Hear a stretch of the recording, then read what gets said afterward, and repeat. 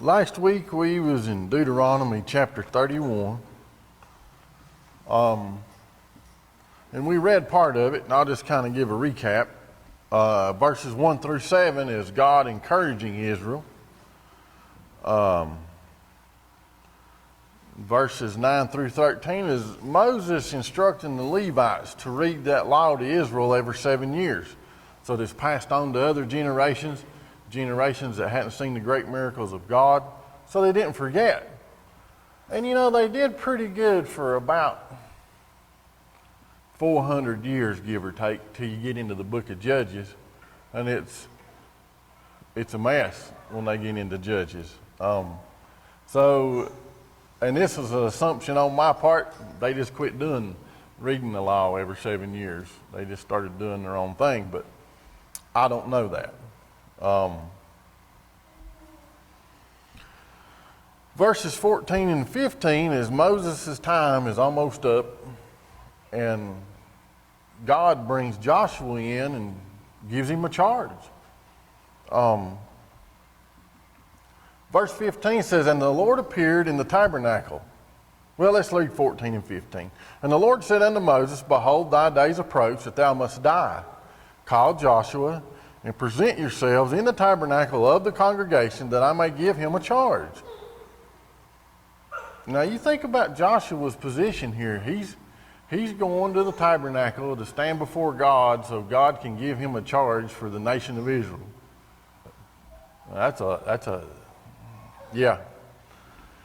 And Moses and Joshua went and presented themselves in the tabernacle of the congregation, and the Lord appeared in the tabernacle in a pillar of cloud, and the pillar of the cloud stood over the door of the tabernacle. A lot of these children had not seen this presence of God before until here. So a lot of the older generation have died off. Well, Moses is going to be the last. So they hadn't seen this before. So I'm sure that made an impression. Verse 16 is really a prophecy. And it says, "And the Lord said unto Moses, Behold, thou shalt sleep with thy fathers, and this people will rise up and go a-whoring after the gods of the strangers of the land, whither they go to be among them. And they will forsake me and break my covenant, which I have made with them." It's a prophecy. He's telling them, we're giving them all these instructions, but they're not going to listen. They're just not going to do it. "Then my anger shall be kindled against them in that day, and I will forsake them, and I will hide my face from them, and they shall be devoured. And many evils and troubles shall befall them, so that they will say in that day, Are not these evils come upon us because our God is not among us?" And I'm sure when these things came about, somebody knew their book well enough to know why these things were coming upon them. "I will surely hide my face in that day from all the evils which thou hast wrought, and that they are turned unto other gods. And therefore write ye the song for you, and teach it to the children of Israel, and put it in their mouths, that this song may be a witness for me against the children of Israel." And we'll get into that in the next chapter. "For when I shall have brought them into the land which I sware unto their fathers, that floweth with milk and honey, they shall have eaten and filled themselves, and waxen fat. Then they shall turn unto other gods, and serve them, and provoke me, and break my covenant. And it shall come to pass, when many evils and troubles are befallen them, that this song shall testify against them as a witness. For it shall not be forgotten out of the mouths of their seed, for I know their imagination, which they go about, even now, before I have brought them into the land which I sware." Moses therefore wrote this song the same day, and taught it the children of Israel. And he gave Joshua the son of Nun a charge, and said, "Be strong and of good courage, for thou shalt bring the children of Israel into the land which I swear unto them, and I will be with thee." And it came to pass, when Moses had made an end of writing the words of this law in a book until they were finished, then Moses commanded the Levites, which bare the ark of the covenant of the Lord, saying, "Take this book of the law, Put it in the side of the ark of the covenant of the Lord your God, that it may be there for a witness against thee. He's telling them. For I know thy rebellion and thy stiff neck. Behold, while I am yet alive, with you this day ye have been rebellious against the Lord, and how much more after my death? Gather unto me all the elders of your tribes and your officers, that I may speak these words in their ears, and call heaven and earth to record against them. For I know that after my death you will utterly corrupt yourselves. Does that sound like the nation we live in today? And turn aside from the way which I have commanded you, and evil will befall you in the latter days, because you will do evil in the sight of the Lord, to provoke him to anger through the work of your hands.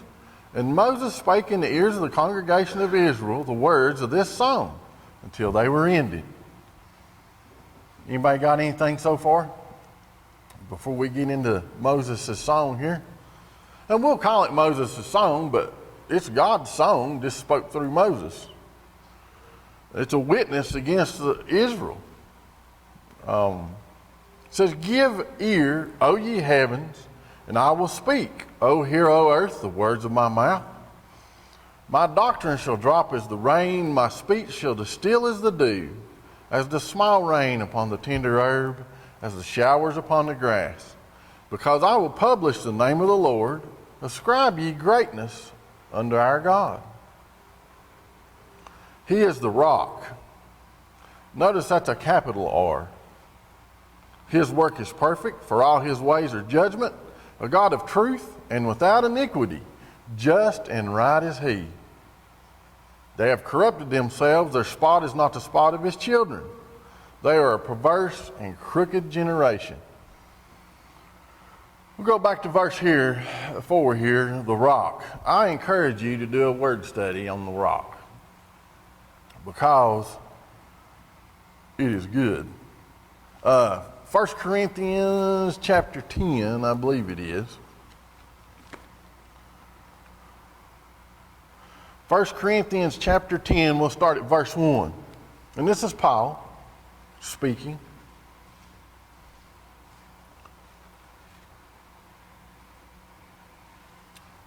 It says, moreover, brethren, I would not that ye should be ignorant, how that all our fathers were under the cloud, and all passed through the sea, and were all baptized unto Moses in the cloud and the sea, and did all eat the same spiritual meat, and did all drink the same spiritual drink, for they drank that spiritual rock that followed them, and that rock was Christ. So most all references in this Bible that have the capital R is referring to Christ. Okay? And there is a whole lot of references on it. Let's see here. But with many of them God was not well pleased, for they were overthrown in the wilderness. Now these things were our examples, to the intent we should not lust after evil things, as they also lusted. Neither be ye idolaters, as were some of them, as it is written, the people sat down to eat and drink and rose up to play. Neither let us commit fornication, as some of them committed, and fell in one day 320,000. So 23,000 died that day. Neither let us tempt Christ, as some of them also tempted, and were destroyed of serpents. Neither murmur ye, as some of them also murmured, and were destroyed of the destroyer. Now all these things happened unto them for examples, and they are written for our admonition, upon whom the ends of the world are come.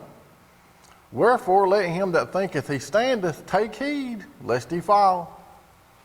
There hath no temptation taken you, but as is common to man. But God is faithful, who will not suffer you to be tempted above that ye are able, but will with the temptation also make a way to escape, that ye may be able to bear it. Wherefore, my dearly beloved, flee from idolatry. I speak as to wise men. Judge ye what I say. So Paul here is saying that the capital R, the big rock, is Christ. And a lot of these people, a lot of people will get broken against that rock. We see it today. They don't want to accept it, so they're going to have to pay the price. Just as ancient Israel did, just as Israel has in modern times. It's not going to be a good thing. But I encourage you to do a study on the rock. It's pretty good. Let's see here. They have corrupted themselves. Back to Deuteronomy 32:5. They have corrupted themselves. Their spot is not the spot of his children. They are a perverse and crooked generation. And we'll get into that word perverse here a little bit shortly. Do ye thus requite the Lord? O foolish people and unwise, is not he thy father that hath bought thee? Hath he not made thee and established thee? That word requite there is quite unusual. It means,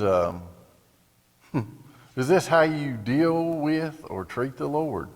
That's what it means to deal with or to treat. So, do ye thus treat the Lord or deal with the Lord, O foolish people and unwise? Is not he thy father that hath bought thee? Hath he not made thee and established thee? That's not a rhetorical question. He's squashing them here. I mean, you've treated the Lord pretty bad, considering how he's treated you. So, take heed to this. Remember the days of old. Consider the years of many generations. Ask thy father, and he will show thee. Thy elders, and they will tell thee. When the Most High divided the nations, their inheritance, when he separated the sons of Adam, he set the bounds of the people according to the number of children of Israel. That's in Genesis 10, if you're curious. For the Lord's portion is his people. Jacob is a lot of his inheritance. He found him in a desert land, and in the waste howling wilderness. He led him about. He instructed him. He kept him as the apple of his eye. As an eagle stirreth up her nest, fluttereth over her young, spreadeth abroad her wings, taketh them, beareth them on her wings. So the Lord alone did lead him, and there was no strange God with him. He's telling them, you're here today because of God. We're here today because of God. He made him ride on the high places of the earth, that he might eat the increase of the fields. He made him to suck honey out of the rock and oil out of the flinty rock. Butter of kine and milk of sheep with fat of lambs, rams of the breed of Bashan, and goats with the fat of kidneys of wheat. And thou didst drink the pure blood of the grape. So he's telling them all the benefits that they could possibly have. It shows them how he took care of Jacob here because he was obedient. But verse 15 changes gears again. It says, but Yeshurun, that's how you pronounce that, Yeshurun. And Yeshurun's pretty interesting. It means upright one, and it's a symbolic nature of the ideal character of Israel. Upright. The same thing he expects of us. Anyway, Yeshurun waxed fat and kicked. Thou art waxen fat, thou art grown thick, thou art covered with fatness. Then he forsook God, which made him, and lightly esteemed the rock of his salvation, the big R, the big rock. They provoked him to jealousy with strange gods, with abominations provoked they him to anger. They sacrificed unto devils, not to God. To gods whom they knew not. To new gods that came newly up, whom your fathers feared not. We'll stop right there and go over to Revelation chapter 3. It's a problem here, and it's a problem in Revelation 3.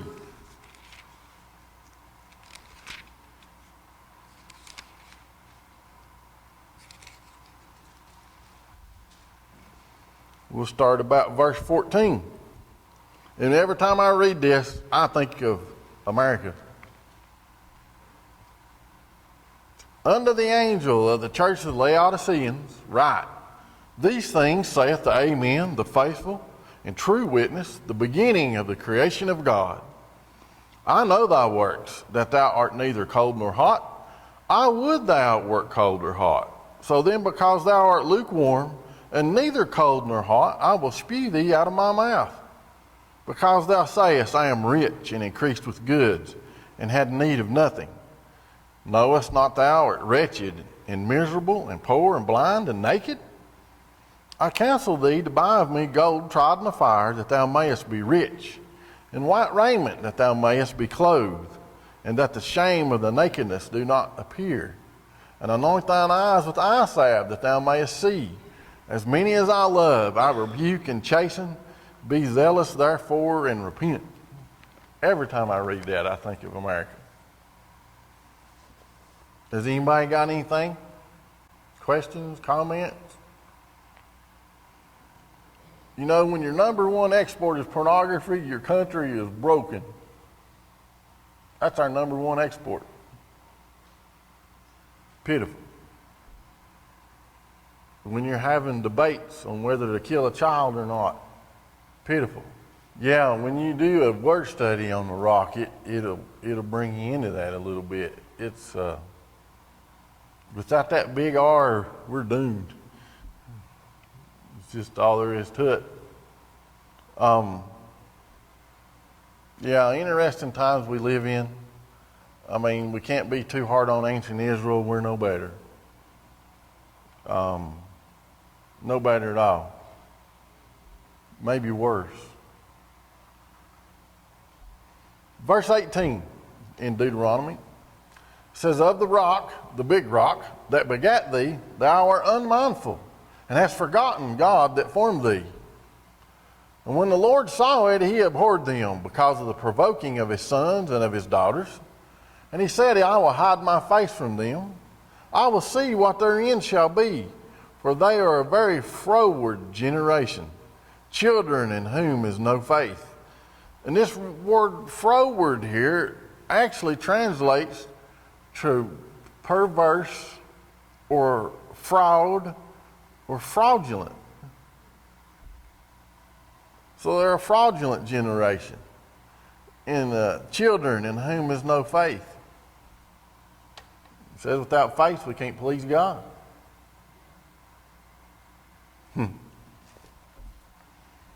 They have moved me to jealousy, with that which is not God. They have provoked me to anger with their vanities. And this is good too. Vanities right here means breath or emptiness. So they've provoked me to anger with their emptiness, because they don't have any faith. And I will move them to jealousy with those which are not a people. I will provoke them to anger with a foolish nation. Go to Romans 11:11.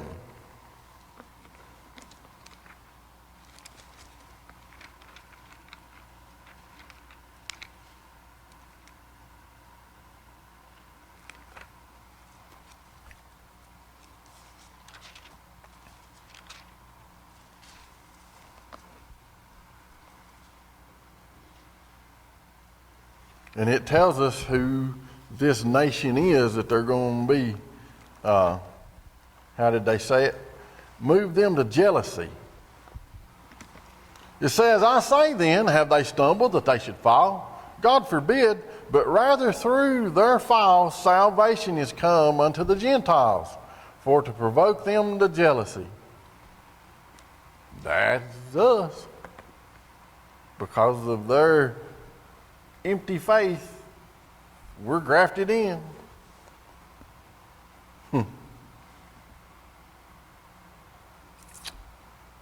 For a fire is kindled in mine anger, and I shall burn into the lowest hell, and shall consume the earth with her increase, and set on fire the foundations of the mountains.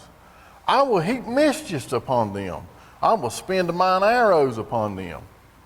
They shall be burnt with hunger, and devoured with burning heat. And with bitter destruction I will also send the teeth of beasts upon them, with the poison of serpents of the dust, the sword without and terror within. We read back a couple of weeks ago, I think, about the terror. Shall destroy both the young man and the virgin, the suckling also, and the man of gray hairs. I said I would scatter them into corners. I would make the remembrance of them to cease from among men. Were it not that I feared the wrath of the enemy, lest their adversaries should behave themselves strangely, and lest they should say, our hand is high, and the Lord hath not done all this. Israel's fate is tied to God's faithfulness. He's still faithful. They just have to pay a price. Whether they're faithful or not, he is. For they are a nation void of counsel, neither is there any understanding in them. Oh, that they were wise, that they understood this, that they would consider their latter end. How should one chase 1,000, and two put 10,000 to flight, except their rock, the big R, have sold them when the Lord had shut them up? For their rock, the little rock, is not our rock, the big rock, even our enemies themselves being judges. For their vine is the vine of Sodom, in the fields of Gomorrah. Their grapes are grapes of gall, their clusters are bitter. Their wine is the poison of dragons and the cruel venom of asps. Is not this laid up in store with me and sealed among my treasures? To me belongeth vengeance and recompense. Now, we hear that in the New Testament in Romans 12 and 19 and Hebrews 10 and 30. Vengeance is mine, saith the Lord. To me belongeth vengeance and recompense. Their foot shall slide in due time. For the day of their calamity is at hand, and the things that shall come upon them make haste. For the Lord shall judge his people, and repent himself for his servants, when he seeth that their power is gone, and that there is none shut up or left. And he shall say, where are their gods? Their rock in whom they trusted. What do we trust in today? Think about that. I like that question. Where are their gods, their rock in whom they trusted, the little rock? All the wrong things. Why did he eat the fat of their sacrifices and drank the wine of their drink offerings? Let them rise up and help you and be your protection. See how that works out for you. See now that I, even I, am he, and there is no God with me. I kill and I make alive, I wound and I heal. Neither is there any that can deliver out of my hand. For I lift up my hand to heaven and say, I live forever. And I whet my glittering sword in mine hand, take hold of judgment. I will render vengeance to mine enemies, and reward them that hate me, I will make mine arrows drunk with blood, and my sword shall devour flesh, and that with the blood of the slain and out of the captives, from the beginning of revenge upon the enemy. That's God speaking. That's what he says he's going to do. I mean, the picture that people have of God today is not that God. There's no fear in most places you go, which is a crying shame.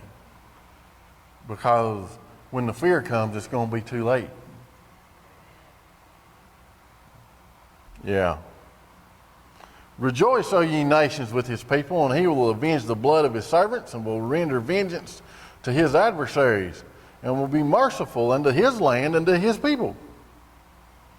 And Moses came and spake all the words of this song in the ears of the people, he and Hoshea the son of Nun, Joshua. And Moses made an end of speaking all these words to Israel, to all Israel.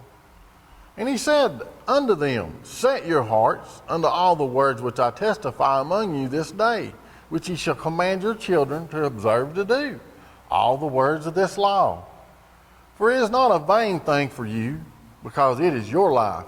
And through this thing ye shall prolong your days in the land, whither ye go over Jordan to possess it. And the Lord spake unto Moses that selfsame day, saying, get thee up into this mountain Abiram unto Mount Nebo, which is in the land of Moab, that is over against Jericho, and behold the land of Canaan, which I give unto the children of Israel for a possession, and die in the mount whither thou goest up, and be gathered unto thy holy people, as Aaron thy brother died in Mount Hor, and was gathered unto his people.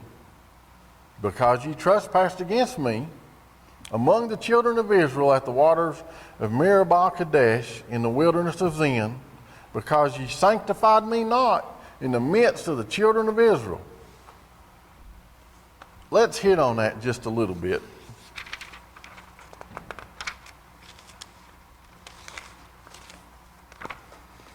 In Exodus 17, the people were gathered.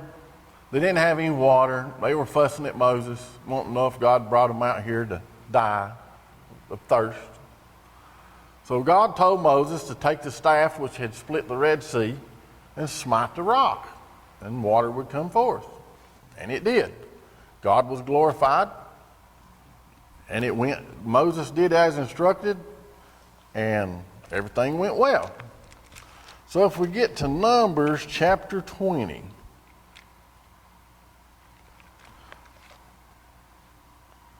see if I can find it here.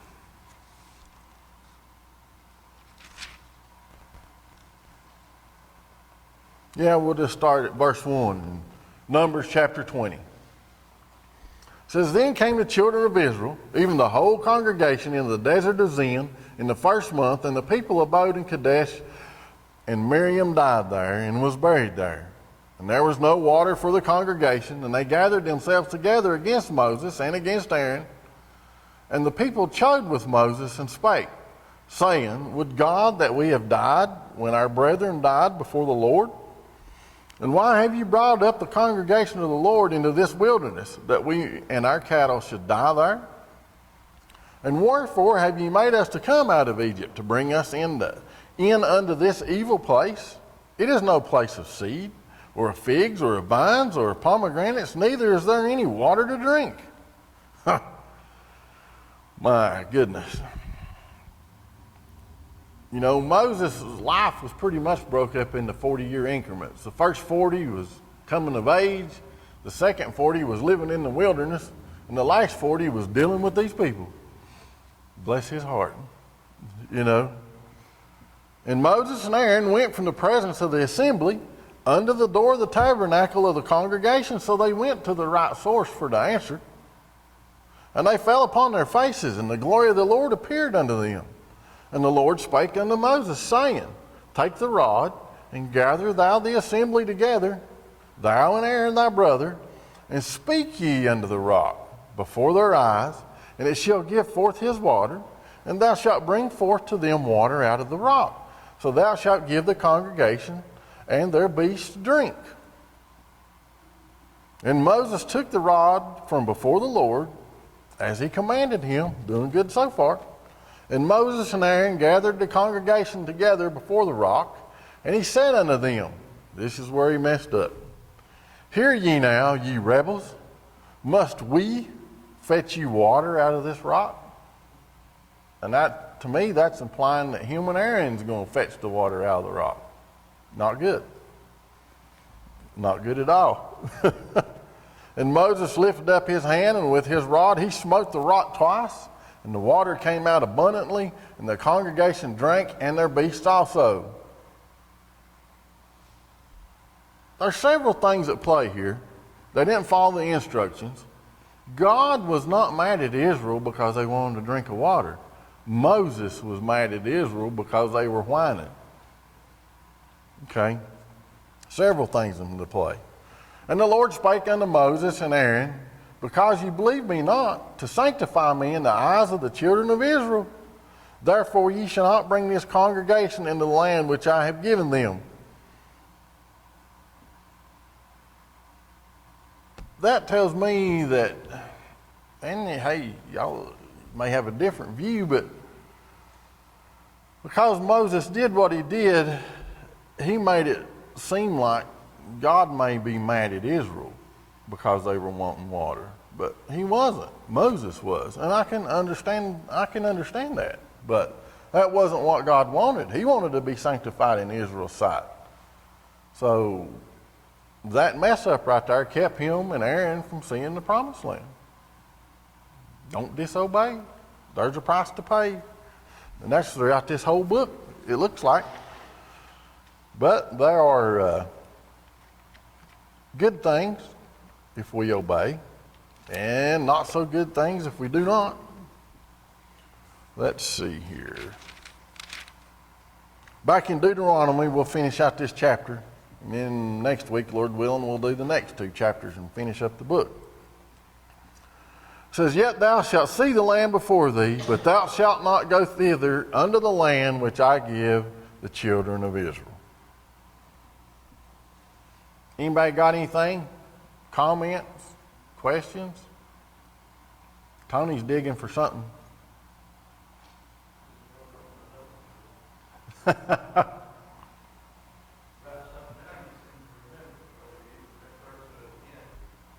Yeah, I'll do better if I write it down.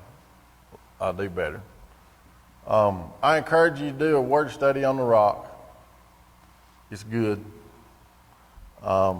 If you can access online Blue Letter Bible, just type in the rock and it'll bring up all the scriptures with the rock, and you can start from there.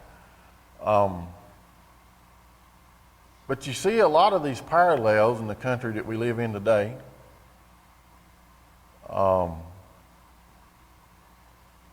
Not good. There should be no debate on abortion. You know, I mean, I had a conversation with a guy a few weeks back, and that was brought up. And he said, I have a hard time with a child that comes forth out of rape.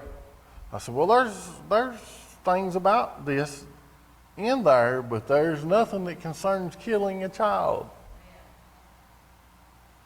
I said, if you find it, show it to me. And the conversation was over. I mean, there's a lot of things in here that I don't like, but it tells me I got to do it. Now, do I always do it? Probably not. So I have to pay a price.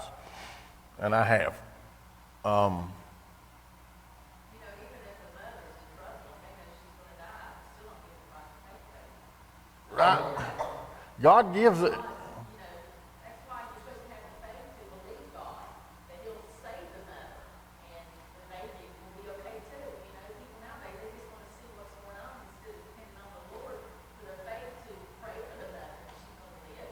They just think, well, save the baby. She's more important than the baby. How do you think that a mother is more important than a baby? Yeah, I mean, that would be a tough decision. One of the Lewis was a Benjamin. His mother passed away. When he was born. Right. Is God in control or not? That's the question you have to ask yourself. Is God in control or not?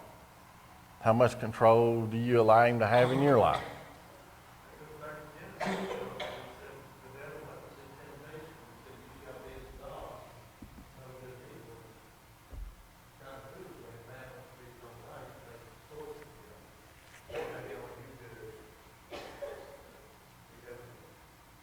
Yeah. It's there's so many interesting things, and we come across decisions that sometimes we make a decision and don't consult, or we consult the wrong source. Man has used technology to offset the curse for years.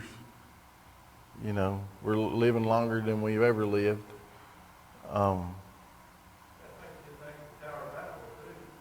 Yeah. Yeah, what Brother Tony's saying, with the Tower of Babel, man let God go. God let man go so far, and then He cut them off. That's enough of that. I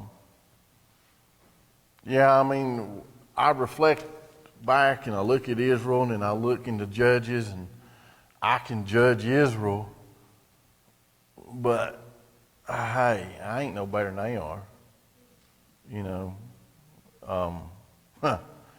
I think Joshua lived to be 110, and probably it lasted another 200 years past Joshua. They did pretty good, and you got into the book of Judges, and they'd do good for a while, and God had put them in bondage for a while, and then they'd do good for a while, and God had put them in bondage for a while.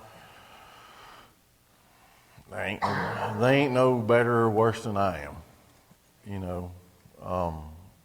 So I try not to pass judgment, but 2020's hindsight, and you're thinking, man, couldn't they went back over here to Deuteronomy and read that and said, oh, no, we need to be going over here. Stiff-necked. But the nation we live in today, there's so many things there shouldn't be a debate on, but there are. And what do? You know, I've heard Brother Raymond quote it several times. Any nation that turns from God will be turned to hell. You know, all these killings that we see, that is because there is a lack of God, a lack of Jesus Christ. There's a lack of morals. That's not. If they didn't have a gun, they'd use a knife. If they didn't have a knife, they'd use a brick. We're at heart, we're at enmity with God. Our flesh is at enmity with God. And without Christ in our life, I would hate to know the type of person I would be. You know? And you can't be, you look at those people and you think, what in the world is going on? My boss called me a while back, and an elderly man drove a car through a farmer's market and just run over a bunch of people. And he said, what do you think causes that? I was like, well, there are still demons loose. There could be some demonic possession going on. Those same demons that were cast into the swine are still around. You know, there's some things going on that we don't understand. And if we don't stay read up and prayed up, we ain't going to understand nothing. But where does your faith lie? God's telling them here, if you put your faith in me, because he's telling them they had an empty faith, that all these things were going to befall them. Where does your faith lie? You know, is it the dollar? Is it my handgun? Is it my job? Is it whatever? Is it anything besides God? I mean, the dollar is a tool. We got to have a dollar because we got to have a tool. But the way society is set up, it's like it's it becomes an idol. You're pushing towards that mark. If I push towards God as hard as I push towards a dollar, what would happen? I'm just saying. I think there's some times on the horizon that's going to be interesting indeed. I just seen where the head of the World Health Organization has declared monkeypox a crisis. So they're going to try to do another round of lockdowns, probably. Mark my word. So where are you going to stand? You going to go to church or you going to sit at the house? We done seen, I don't know. It's going to be interesting.